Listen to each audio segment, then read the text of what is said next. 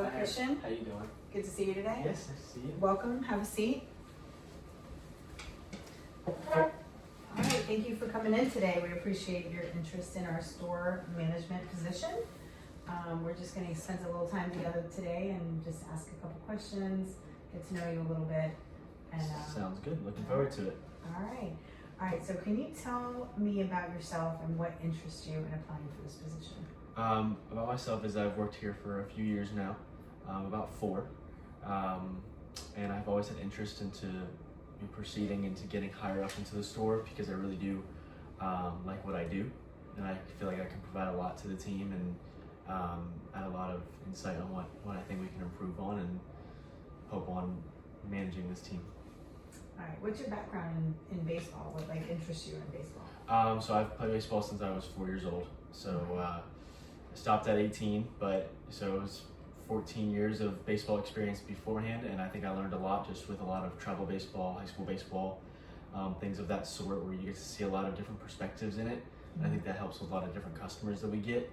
This way I can see it from all different perspectives when you play from all the way low as T-ball, when the rec centers of that, like we see on a very daily basis, and then you see your higher grade people where you can even, not that I can relate with them, but you see a lot of MLB players that come in too. So it gives me a little bit of a background to figure out how they all work, and just my background there, I think I know a lot of ins and outs about the game. Okay, wonderful, thank you. So that kind of answers the next question. Why do you want to work for a baseball sporting goods store rather than another environment? Like I said, just because I know a lot about it. I don't think if I worked at a basketball store it'd really be go too well for me, just because I didn't play very much basketball. I played a lot of baseball. Like I said, it'll help me find a lot of personal insight, and I think people really appreciate that when you can talk about stuff that you come from instead of, I think people can sense when you're just talking just to talk.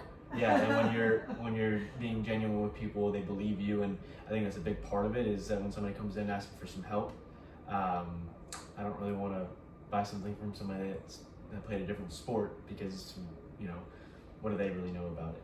Okay. Can you tell me about a time when you went above and beyond with a customer? One really sticks out to me. I had a customer. It was first time coming in. We get a lot of those, but this is one that really does stick out to me. It was a little kid who was really, really shy.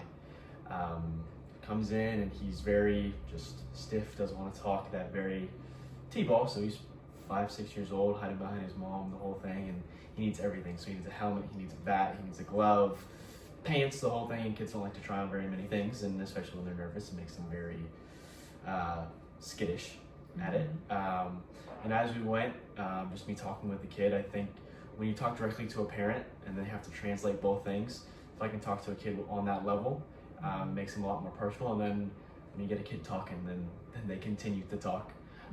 So we got through it. It took probably a good hour or 2 to get through everything, just break down that wall, but he needed everything, and that's a part of it. Breaking the glove and everything like that. And he's never played baseball before, so he's going into tryouts for rec. Right. And the mom was super appreciative when she walked out. The mom and the dad were like, "Thank you very much. I really appreciate you." I said, "No problem. It's just what we do." So that's not really the above and beyond part, but it's the next week when the kid came in, he had all the basic stuff, but he had just got his first hit. So he comes over. He really just came in to show me the video of him hitting for the first time, which I really appreciated. It was really cool. It was one of the first times that's happened, a personal thing with him. And then he needed just something cool or whatnot. Now he wants all the accessories and stuff like that. And I had just had something come in, and I hadn't even priced it or tagged it or anything like that. So it was just, "Oh, dude, let me see what I got in the box over here." And I got to show it to him. It was like the kid was at Christmas.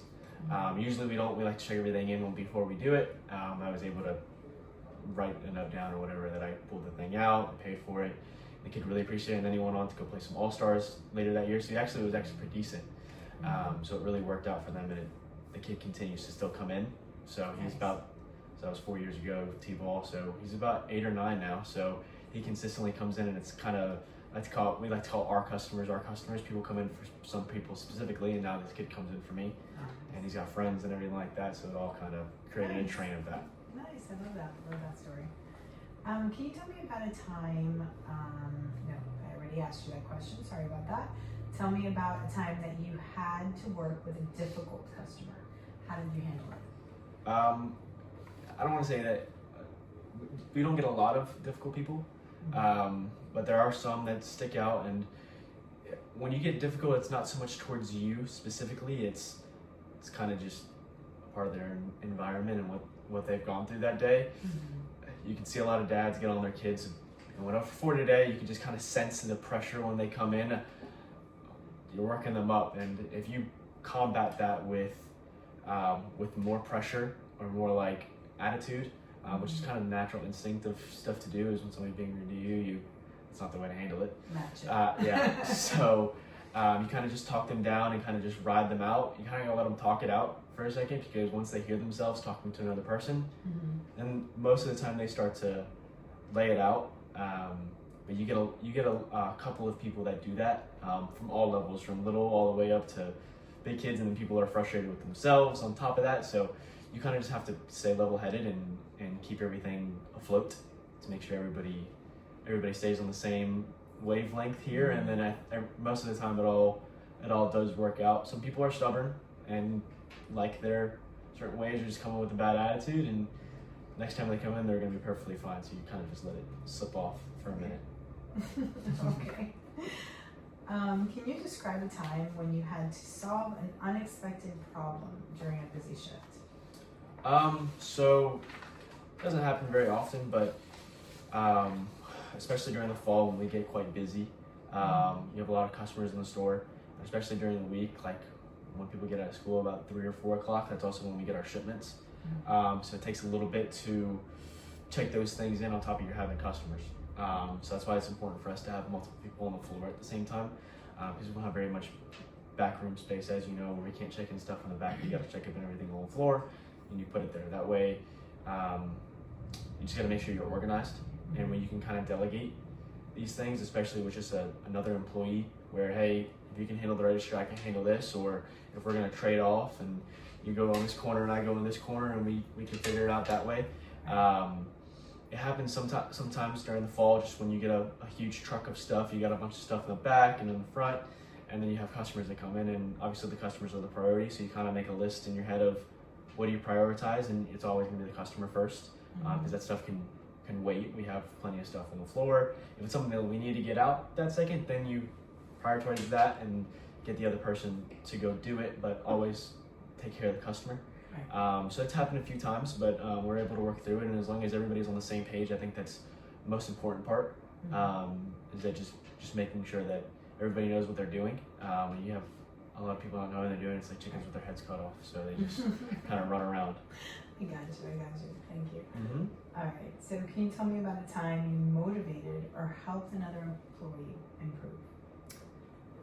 So it's kind of in relation to what I said. I used to have a friend that worked at the store with me. We were actually quite close, and you got to learn how to listen to other people, and especially if you're on the same age, it takes a little bit of time to grasp that. But you got to be able to take constructive criticism too. You're not bullying anybody into it.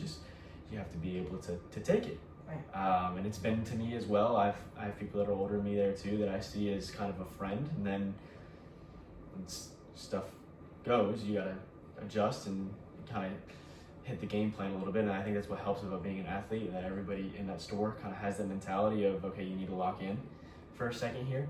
But it takes some constructive criticism in order to get that kind of worked out.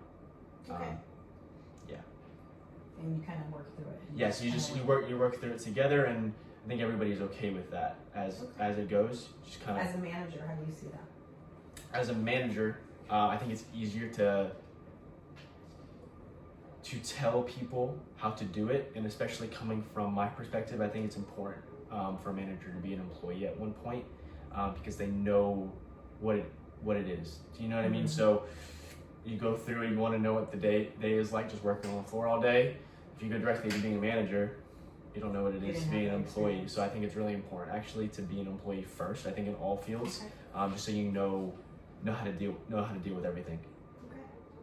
All right. Can you tell me about a time you had multiple priorities competing for your attention and how you organized? You talked a little bit about you got a shipment in, you got customers. How do you make the determination at that moment?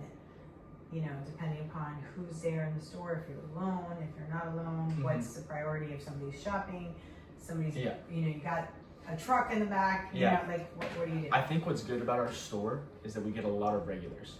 And Okay. especially during the time when we get a lot of shipments like that, like I started to touch on, a lot of people know where things are Okay. because they need socks, they need belts, and they're right in front of you. That's a very quick transaction.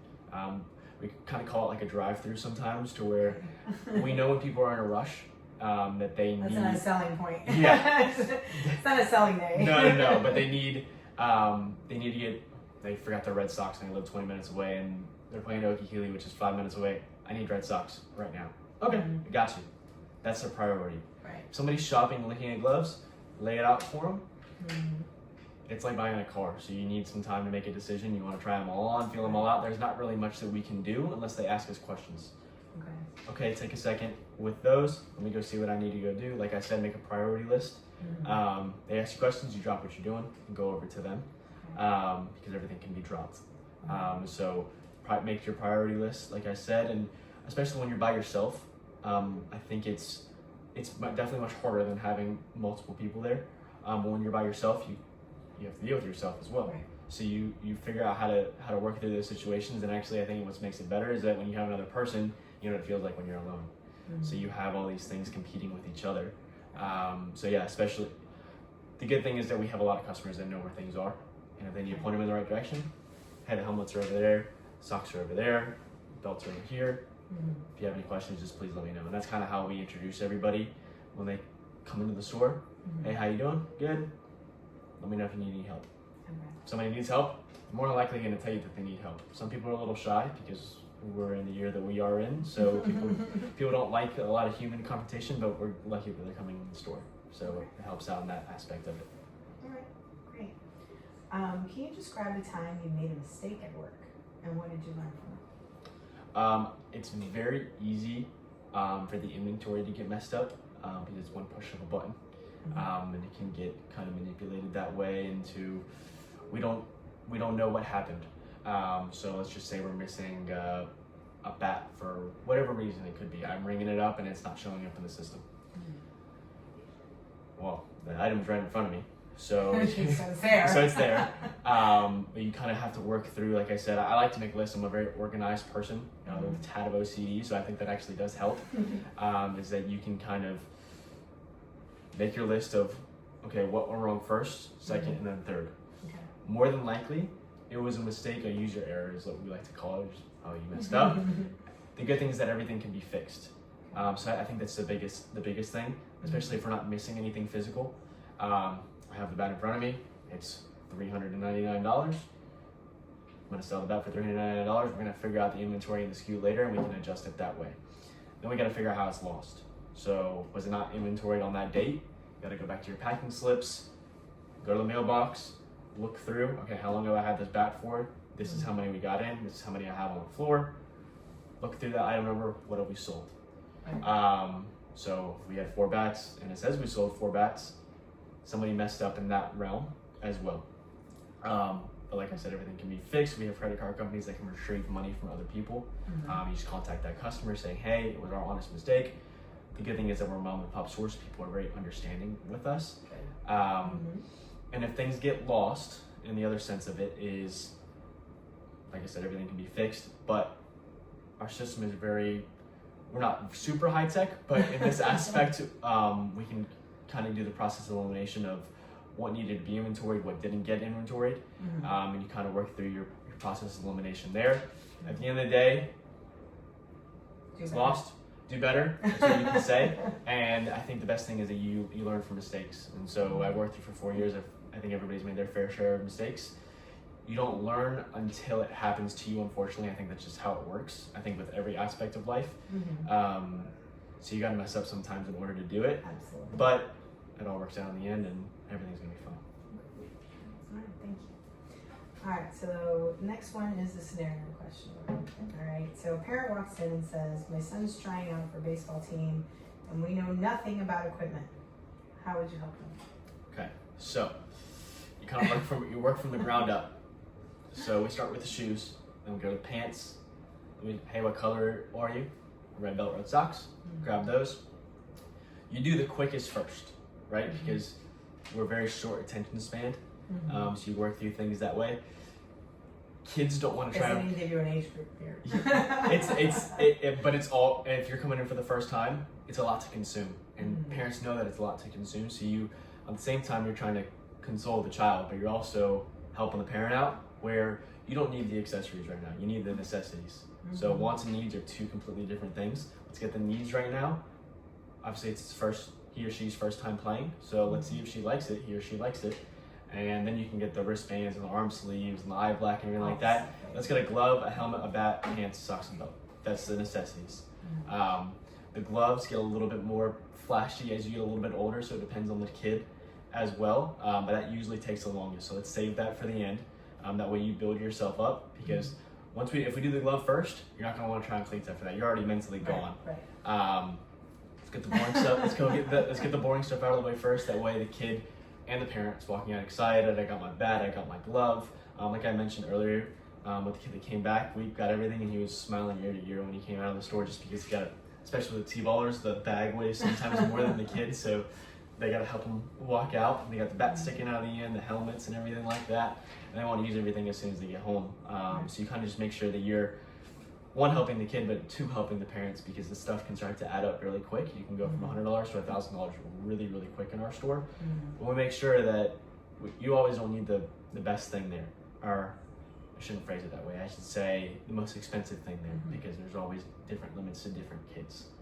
You're going to spend money regardless if you're going to play any sport. Do you ask the parent what their budget is? Yes, especially cleats and pants and stuff like that are all kind of relatively the same price. But when you get into the glove range, you look at the kid.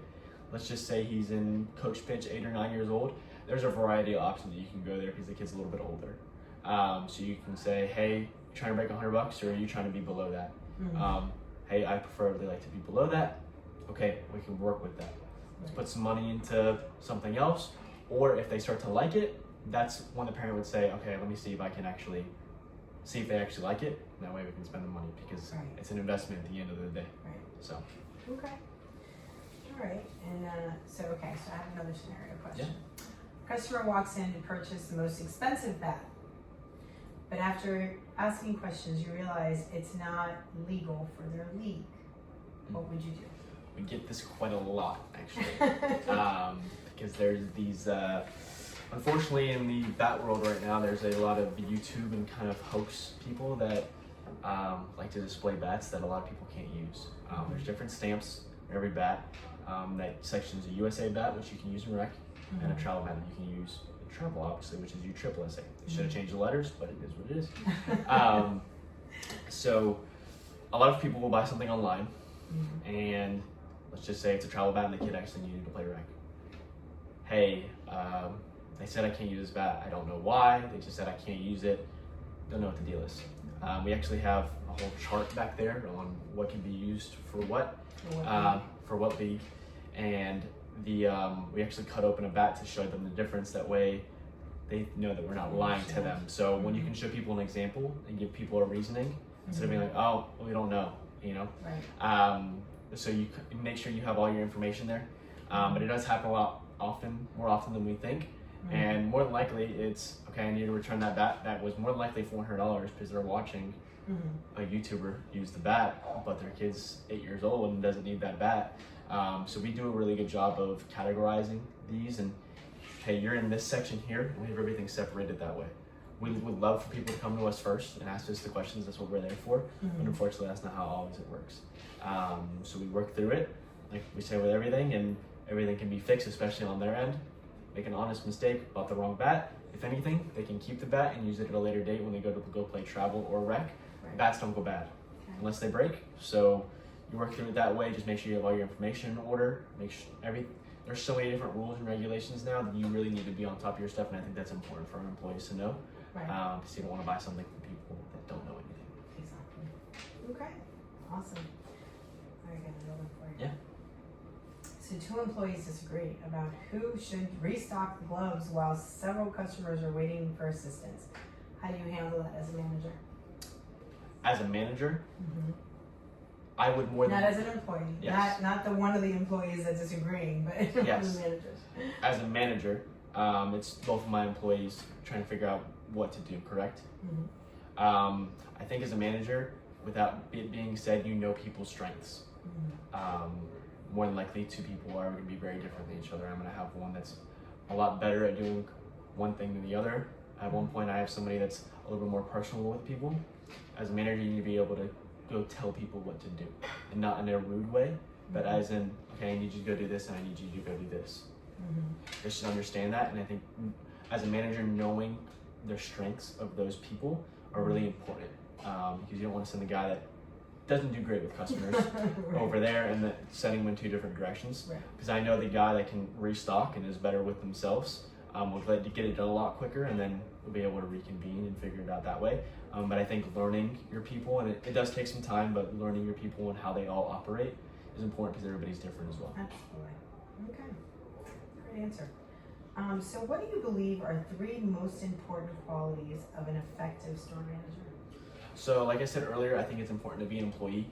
I think that's a really big trait, and I don't know if that's specifically a trait, but I think that's Experience, maybe? experience. Experience in the field. I think is really important. That's my number one, because I feel like you need to know what it is like, and I touched on that earlier. 2 is being personable.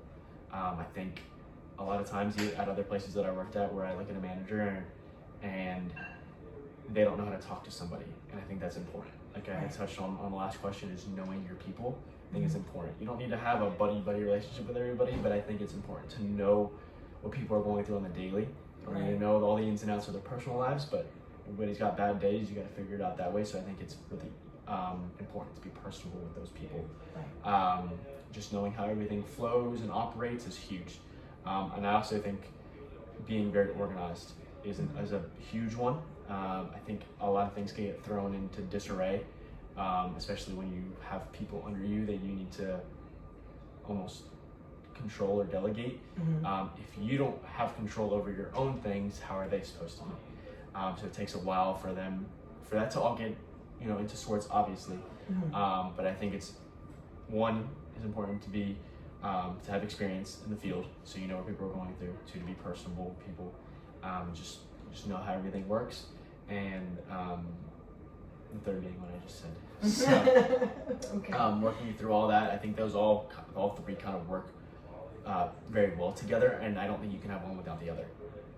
So you have to all work through that. Okay. Why should we hire you for this position?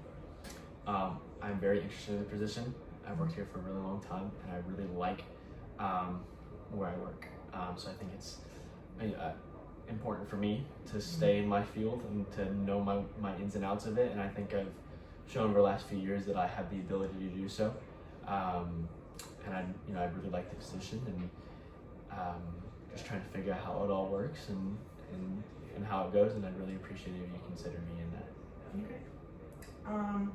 So what questions do you have of us? I think the question that I have that I don't think we touched on today was, what is the training program like, and what is the expectations of my position? Okay, so we do have a management training program.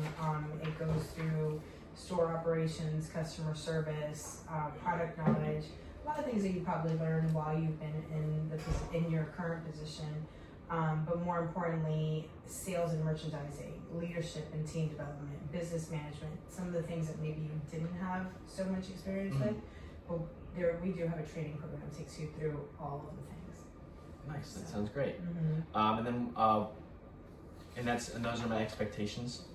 Are going forward, what would my expectations be?